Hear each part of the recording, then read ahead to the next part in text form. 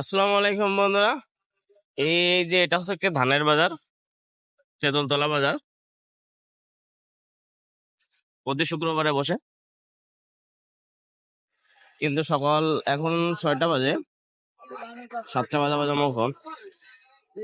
কিন্তু এখন যে পরিমাণে জ্যাম হয়ে গেছে, এখন আসলে ধানের মৌসুম না, তারপরেও এত ভিড় যে তা আসলে বলার না। রাস্তার দুই ধার দিয়ে জ্যাম হয়ে গেছে। ধানের মৌসুমে তাহলে কি অবস্থা হয় তাহলে বোঝেন। আর তো সামনে আছে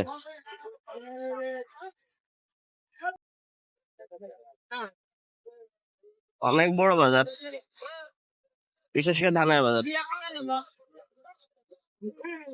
এখানে সব জ্যামে আটকে গেছে, আর এখানে সব মেন হাট।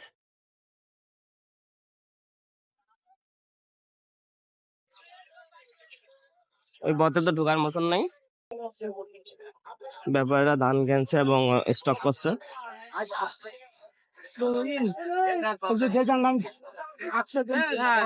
ওই অবস্থা, এদিকে পুরো রাস্তায় জুড়ে লাইন পড়ে গেছে ধানের। এখন তো আসলে ধানের সময় না, তারপরে কৃষকরাও স্টক করে রাখছিল এবং যারা ধানের ব্যবসা করছে তারা হয়তো স্টক করে রাখছে, এখন আসছে। এখন একটু ধানের বাজার একটু বেশি, তো এই কারণে এদিকে অনেক পুরো রাস্তা ব্লক হয়ে গেছে।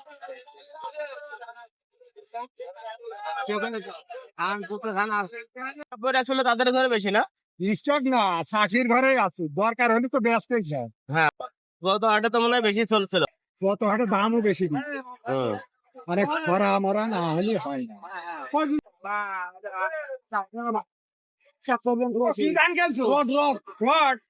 কত করে কিনছেন? 1510।